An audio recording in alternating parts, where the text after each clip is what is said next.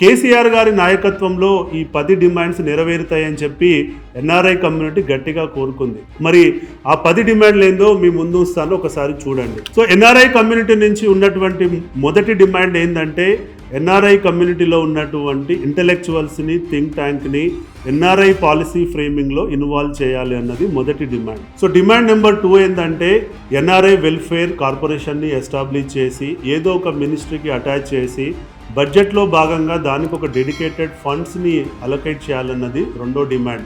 ఇక demand number 3 విషయానికి వచ్చినట్లయితే ఎన్ఆర్ఐ కమ్యూనిటీలో ఉన్నటువంటి ఇంటెలెక్చువల్స్ని ప్రభుత్వంలో అడ్వైజరీ రోల్లో ఎక్కడో ఒక దిక్కు తీసుకోవడం. సో డిమాండ్ నెంబర్ 4 ఏంటంటే తెలంగాణ ఉద్యమంలో పనిచేసినటువంటి ఎన్ఆర్ఐ ఉద్యమకారులని గుర్తించి వాళ్ళని తెలంగాణ ఆవిర్భావ దినోత్సవం రోజు వాళ్ళని ఫెలిసిటేట్ చేసుకోవాలి, వాళ్ళని గుర్తించాలి అనేది డిమాండ్ నెంబర్ 4. డిమాండ్ నెంబర్ 5 వచ్చేసి తెలంగాణ ప్రావాసీ దివస్. దీనిని ప్రభుత్వం అఫీషియల్ గా ప్రతి సంవత్సరం నిర్వహించాలన్నది ఒక డిమాండ్. డిమాండ్ నెంబర్ 6 ఏంటంటే తెలంగాణ రాష్ట్రం ఏర్పడ్డాక ఎలాగైతే సమగ్ర కుటుంబ సర్వే చేసి ఎట్లయితే సోషల్ సెన్సెస్ని క్రియేట్ చేశారో అలాగనే భవిష్యత్తులో ఎన్ఆర్ఐ కుటుంబ సర్వే ఒకటి చేయాలి, ఒక వెబ్సైట్ దానికి స్థాపించి ప్రతి ఎన్ఆర్ఐని అందులో రిజిస్టర్ చేసుకోమని కోరాలి.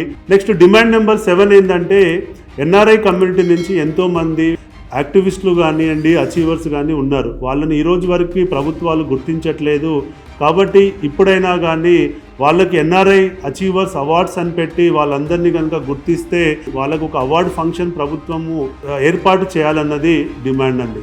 డిమాండ్ నెంబర్ 8 ఏంటంటే ఎలా అయితే కేటీఆర్ గారు టీ హబ్ అని చెప్పి ఏర్పాటు చేశారో అలాగనే ఎన్ఆర్ఐ హబ్ అనేటువంటి ఒక బిల్డింగ్ని కన్స్ట్రక్ట్ చేయాలి.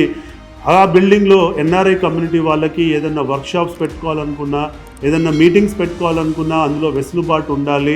ఏదైనా చిన్న చిన్న ఫ్యామిలీ ఫంక్షన్స్ చేయాలనుకున్నా కానీ ఆ ఎన్ఆర్ఐ హబ్లో ఆ వెసులుబాటును కల్పించాలి. డిమాండ్ నెంబర్ 9 ఏంటంటే ఒక లీగల్ సెల్ను ఏర్పాటు చేయాలి. ఎందుకంటే లీగల్గా ఎన్నో సమస్యలు వస్తున్నాయి, దాన్ని కాపాడుకోలేకపోతున్నారు. కాబట్టి ఒక లీగల్ సెల్ ఎస్టాబ్లిష్ చేస్తే తద్వారా వాళ్ళ ప్రాపర్టీస్ సెక్యూర్డ్గా వాళ్ళు కాపాడుకునేటువంటి అవకాశం ఉంటుంది.